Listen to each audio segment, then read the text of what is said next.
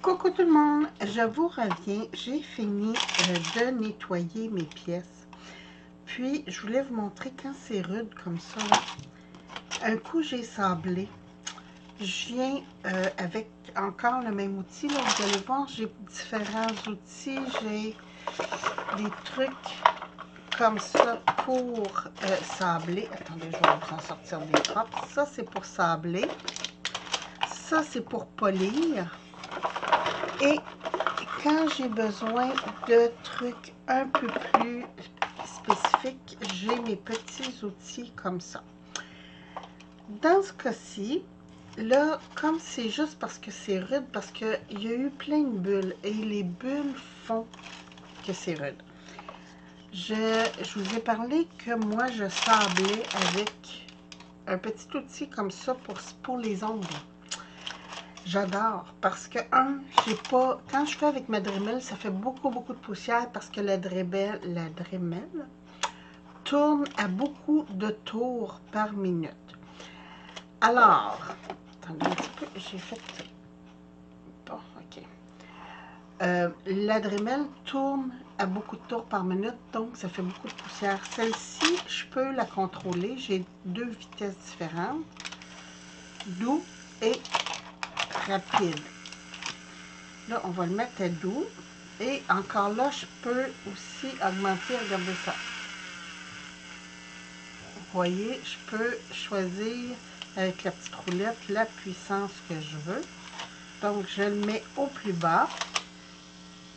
Et je viens polir ma pièce juste pour que ce soit plus doux.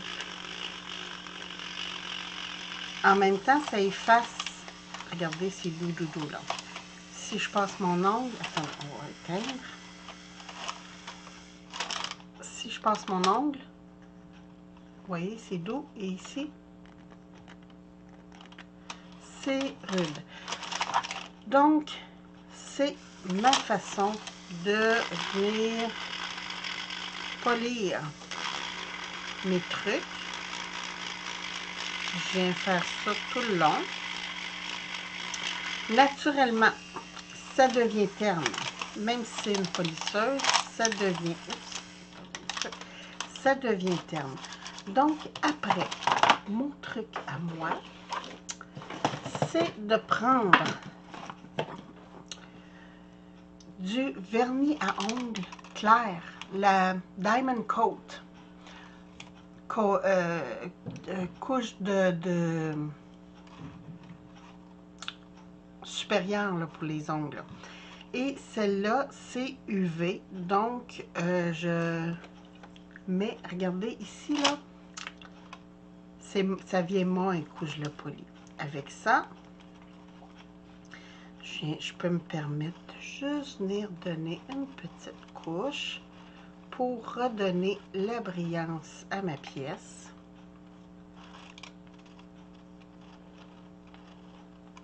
Comme ça. Puis après, un petit 60 secondes dans ma machine UV ou là, pour les besoins, je vais juste finir d'en mettre partout. En fait, ça vient bloquer les pores, donc ça retrouve la brillance. Parce que souvent, c'est à cause des petites bulles. Là, j'y vais généreusement parce que je veux que ça soit très brillant. Je veux que ça soit lisse. Donc, il faut que toutes les petites bulles soient remplies. Et voilà.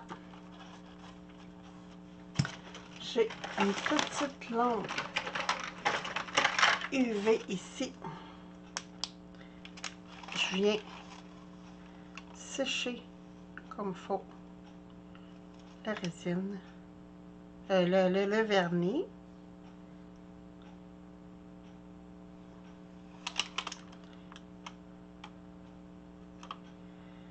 Puis, après ça, ben, ça va être génial. Je vais retrouver ma brillance.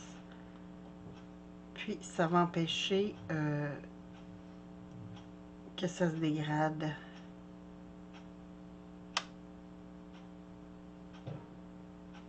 Je sais pas si ça fait 60 secondes. Ouais. Donc, c'est ça. Je retrouve ma brillance avec le vernis à ongles UV. Puis, je voulais vous montrer mon petit cabochon là, que j'ai mis sur celui-là. Donc, je trouve ça très mignon. Puis moi, je continue de nettoyer mes petites pièces. Regardez ici, là, vous voyez, ça a tout enlevé la brillance. Donc, même chose, je vais polir, puis après ça, mettre du vernis. Ça va être parfait. Ici, là, regardez, c'est doudou. Fait que je vais continuer ma pièce pour que ça devienne doux partout. Finir avec du vernis et ça va être parfait. C'était ma petite vidéo express pour vous montrer mes outils que j'utilise pour polir et nettoyer mes pièces. Donc, je sais qu'il y a des bureurs qui existent. Moi, je trouve que ça va très bien avec ma lame de cutter. Puis, comme je vous dis, ben, j'ai mes petits outils pour le sablage et pour le polissage. Donc, ça, c'est vraiment des kits. Je vous le dis, c'est dans les trucs pour faux ongles. C'est merveilleux parce que ça ne vole pas partout la poussière. Sur ce, j'ai oublié aussi, petit linge humide.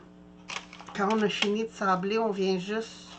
Quand on a fini de sabler et polir, on vient juste nettoyer notre pièce ici avant d'appliquer le vernis. Très important parce que sinon, il va rester de la poussière. Votre vernis va moins coller. Puis, ça va moins adhérer à votre pièce. Alors, là, c'est vrai. Sur ce, je vous embrasse. Je vous souhaite une très belle journée. Puis, je vous reviens bientôt pour une autre vidéo. Merci. Bye bye.